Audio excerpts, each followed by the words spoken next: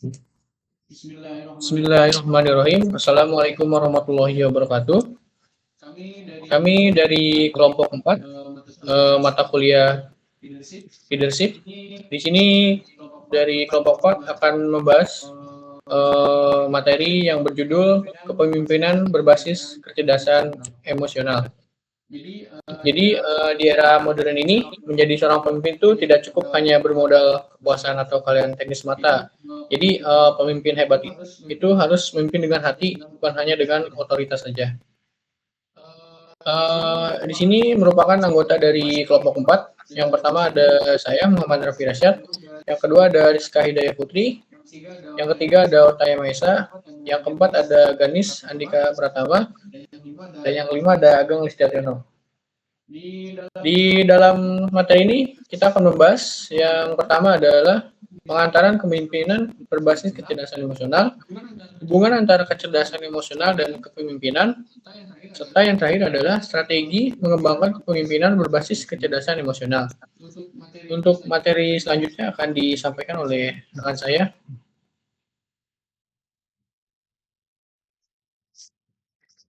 Baik, terima kasih Mas Raffi. Untuk yang pertama, materi pengantaran kepemimpinan berbasis kecerdasan emosional ya. Untuk definisi kecerdasan emosional, yang pertama itu kecerdasan emosional terdiri dari 4 aspek utama: kesadaran diri, pengelolaan emosi, pengenalan emosi orang lain, dan keterampilan sosial yang membantu membangun hubungan yang baik. Dari sini kita ambil contoh ya, contohnya itu kayak seorang atasan itu merasa marah nih karena proyeknya lambat, tapi dia menyadari bahwa emosi atau kesadaran diri atau menahan diri agar tidak memarahi timnya, dan lalu mencari solusi bersama untuk memecahkan masalah tersebut atau mengendalikan emosi. Terus yang kedua ini kecerdasan emosional itu penting teman-teman untuk meningkatkan komunikasi, kolaborasi, dan kepuasan kerja, serta membantu pengambilan keputusan yang lebih baik dan pengelolaan konflik yang efektif. Nah, contohnya apa? Contohnya eh, dalam rapat terjadi perbedaan pendapat nih, atau perbedaan selisih yang tajam. Dengan kecerdasan emosional ini, kamu harus tetap tenang. Maksudnya pemimpin juga tetap tenang untuk menghargai pendapat orang lain atau pendapat bawahannya, dan mencari jalan tengah supaya konfliknya tidak terlalu melebar kemana-mana. Selanjutnya, konsep kepemimpinan akan disampaikan oleh Mbak Rizka ya, Rizka Hidayah Putri. Ya, baik, Mas Ageng. Selanjutnya adalah konsep kepemimpinan. Yang pertama, gaya kepemimpinan tradisional, yaitu gaya yang lebih bersifat otoriter dan berfokus pada pengawasan dan pengendalian, di mana pemimpin mengambil keputusan tanpa melibatkan anggota tim secara aktif. Jadi selain kepemimpinan tradisional, ini ada gaya kepemimpinan modern, yaitu menekankan pentingnya memberdayakan anggota tim, mendorong inovasi, dan membangun hubungan berdasarkan kepercayaan. Pemimpin modern berperan sebagai fasilitator yang mendukung perkembangan individu dalam tim serta terbuka terhadap umpan balik dan perubahan. Kompensasi utama pemimpin masa kini, yaitu yang pertama adalah kecerdasan emosional, yaitu kemampuan memahami dan mengelola emosi diri sendiri dan orang lain. Yang kedua, komunikasi efektif, menyampaikan ide dengan jelas dan mendengarkan secara aktif. Yang ketiga, adaptabilitas, yaitu mampu beradaptasi terhadap perubahan lingkungan, bisnis, dan teknologi. Dan yang terakhir adalah pengambilan keputusan kolaboratif, yaitu melibatkan tim dalam proses pengambilan keputusan untuk meningkatkan rasa memiliki dan komitmen. Lalu yang kedua adalah perubahan paradigma dalam kepemimpinan, yaitu kepemimpinan yang mendorong pendekatan yang lebih inklusif, kolaboratif, dan berbasis kecerdasan emosional yang menciptakan lingkungan kerja yang lebih produktif dan harmonis. Selanjutnya, materinya akan disampaikan oleh Mas Garnis. Ya baik Mbak Rizka, terima kasih. Saya akan melanjutkan untuk yang kedua, yaitu hubungan antara kecerdasan emosional dan kepemimpinan. Boleh next, Mas. Ya, di sini mengapa kecerdasan emosional penting untuk pemimpin?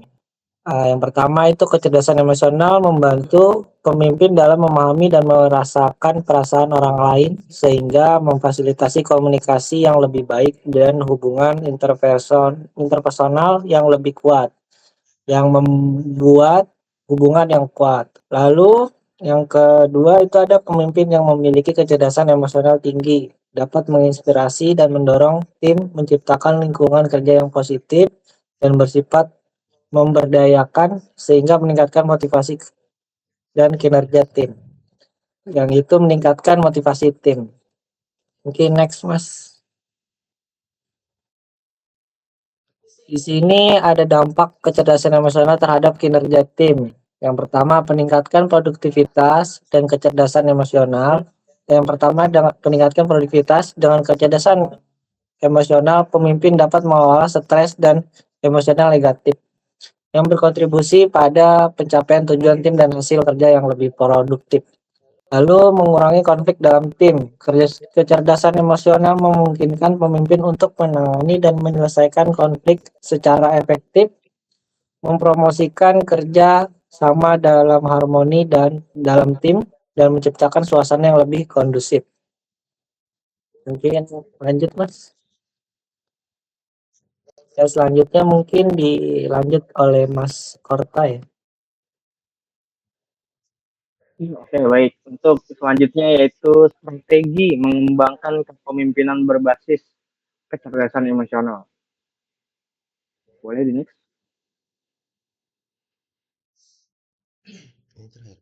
Nah, pelatihan kecerdasan emosional untuk memimpin.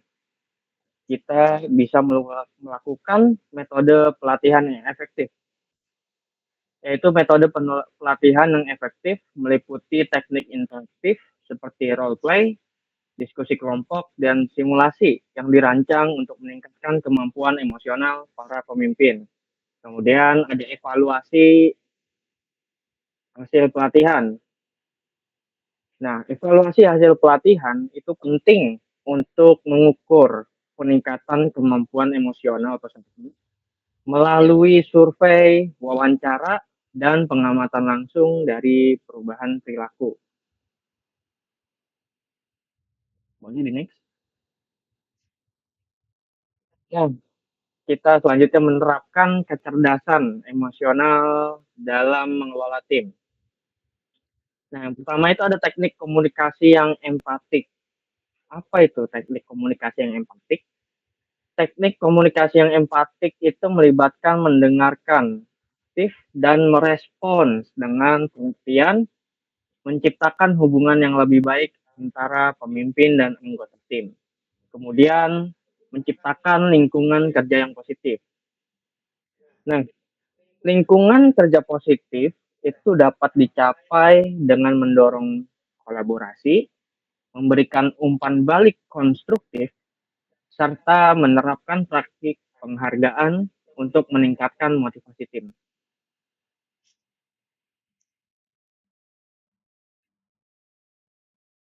Ya, cukup sekian mungkin dari di